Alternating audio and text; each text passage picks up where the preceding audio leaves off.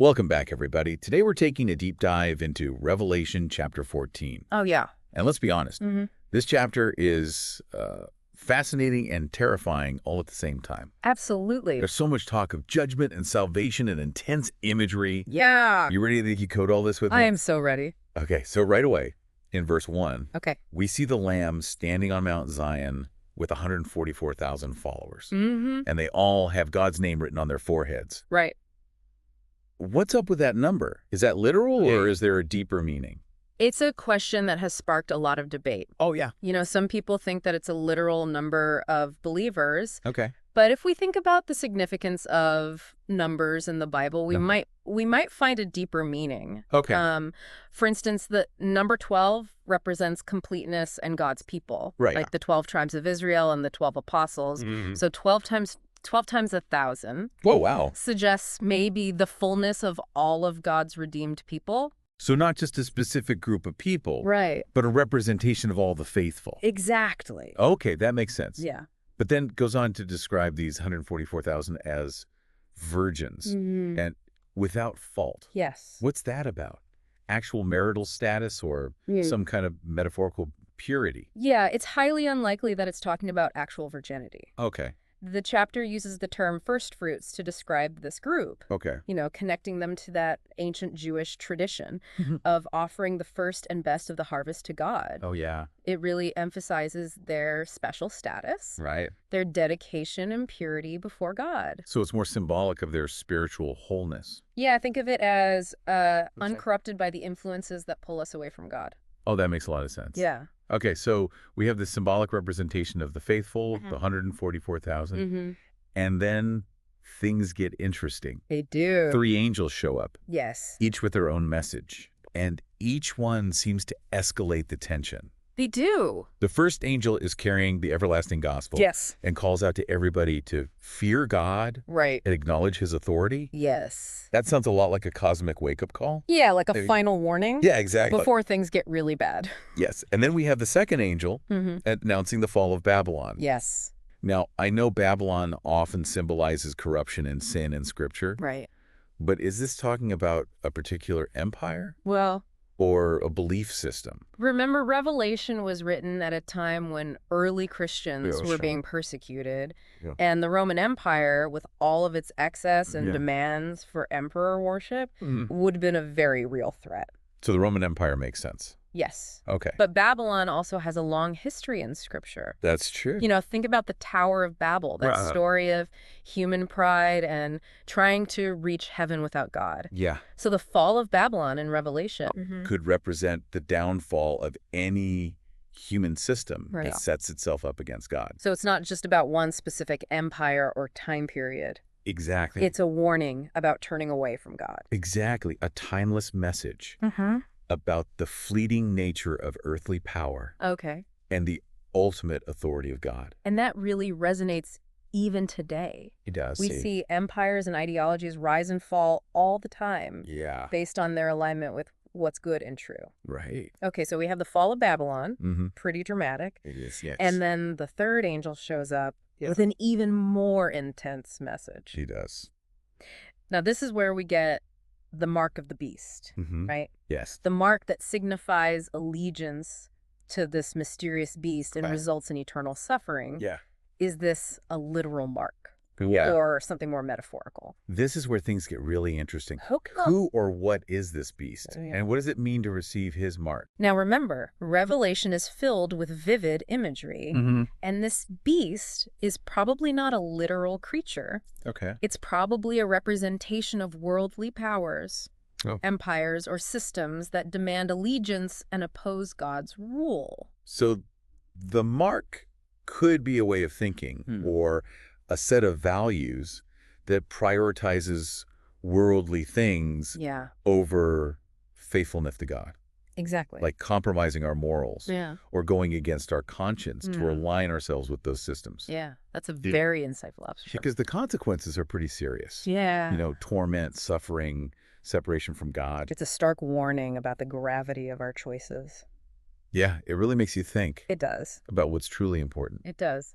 It's interesting how this chapter, with all this intense imagery about judgment and, these cosmic battles, it still manages to have these moments of hope and peace. That's true. We see the 144,000 finding safety with the Lamb, and then also there's the promise of rest for those who die in the Lord. Yeah, and it's not just about escaping judgment. Right. It's also about their faithfulness. Yeah. They're not passive. No. They're singing this new song that no one else can learn. Right. What do you think that new song represents? Well, in the Bible, songs are usually about praise and celebration and victory. So maybe this new song symbolizes the joy and understanding that comes with experiencing God's salvation. It's a song only those who have lived the faith can sing. Exactly, like a secret language, a shared experience that binds them together. Oh, wow. Yeah.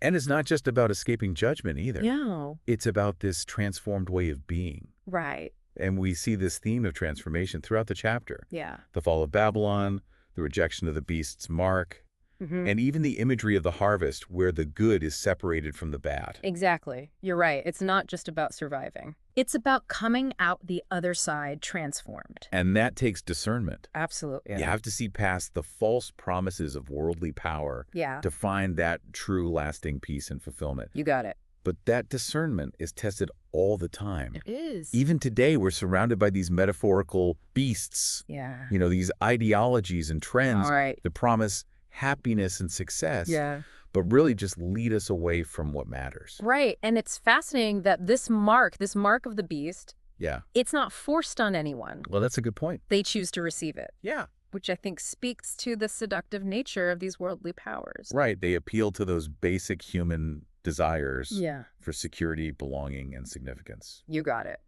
So how do we avoid receiving these metaphorical marks? That is the question, isn't it? Yeah. I think it starts with recognizing the beasts around us. Yeah. What are those systems, ideologies, or values that tempt us to stray from God's ways? So for me, maybe it's the pursuit of wealth and status. It could be. Or the pressure to conform. Yeah. Or, even the desire for power. All of those can be those beasts in our lives. Okay, so we've identified the beasts. Right. Now what? What can we do to resist? Well, this is where I think understanding the 144,000 is important. Okay. Remember, they follow the Lamb wherever he goes. It's a life of active discipleship. So it's more than just avoiding certain behaviors. Exactly. It's about having a deeper relationship with God. That's right. One that really guides our choices and shapes our values. It's about developing that spiritual sense. Yeah. Hear the new song and recognize the right path. And align ourselves with the values of God's kingdom. Yes. Love, justice, compassion. Humility. Yeah. All those values that stand in contrast to the values of the beast. It's amazing that these ancient texts are still so relevant today. They are. The language might be different, but the themes are the same. Yeah. Temptation, allegiance, the battle between good and evil. It's all still relevant today. Even more so in a world that feels increasingly chaotic. I think so. So how would you summarize the core message of Revelation 14 for someone today? I'd say it's a call to wake up. Okay. To recognize the forces at play in our lives. Our choices have eternal significance. Wow. What we prioritize, what we align ourselves with, shapes our destiny. It's about choosing the path of faithfulness. It is. Even when it's hard. Even when it feels like swimming upstream. Because in the end, it's about aligning ourselves with what's true. Exactly. And recognizing that God's kingdom, even if it seems countercultural, will lead to true fulfillment. Yes. It's about choosing the new song over the melodies of the beasts. And embracing that transformative power of God's grace. And standing firm. Yes. Even when it's difficult. Exactly. It's a challenging call, but it's full of hope. Because in the end, victory belongs to the Lamb and his followers. And to those who choose to follow him. Right. It's amazing how these ancient texts still speak to us today. Yeah, they really do. We may not be dealing with literal beasts and, wine presses. Right. But the messages about choice and, the consequences of those choices, those feel really relevant. They do. It's the power of those symbols. Yeah. They tap into those universal experiences that transcend time and culture. And Revelation 14. Right. It's challenging, but also encouraging. Yeah. It doesn't shy away from judgment. It doesn't. But it also gives us hope and a path to salvation. It's a reminder that we're not just watching this play out. Right. We are actually in it. Yeah, we're active participants. Our choices matter. They do. They really do have eternal consequences. And that's kind of scary. It can be. But also empowering. Yeah. It means we have to own our choices. Right. But it also means we can choose a different path. We can choose to resist. Yeah. And align ourselves with something better. Exactly. It's about recognizing that we have a choice. Right. We're not just being swept along. Yeah. We can stand firm in our faith and resist temptation. And really live out our beliefs. Exactly. So as we wrap up our deep dive into Revelation 14, okay, I'm left with this question. How do we actually apply these messages to our lives today? That's the question, isn't it? It is. I think it starts with being aware. Okay. Paying attention to those subtle ways that the beasts of our time are trying to influence us. Right. It's about being critical yes. of the messages we see and hear all the time. And those values that are presented as normal, okay, but maybe aren't the best. And maybe even being willing to go against the grain. Yeah. To embrace values that are different. To stand out and be different. Like love and compassion. Humility. Yes. Yes. Those are the hallmarks of God's kingdom. They are. And they're often the opposite of what the world values. That's true. So it takes courage. It does. And be different. And to choose that new song. Right. Even when it's not the popular choice. Right. And that requires discernment. Yeah, it does. And to hear the voice of God and not be swayed by those other voices. Yes. And that discernment comes from spending time with God. Right. In prayer. Yeah. And reading scripture. And being with other believers. Exactly. Surrounding yourself with people who will support you. So for everyone listening, yeah, I want you to think about what beasts are in your life. What are those things that are trying to tempt you?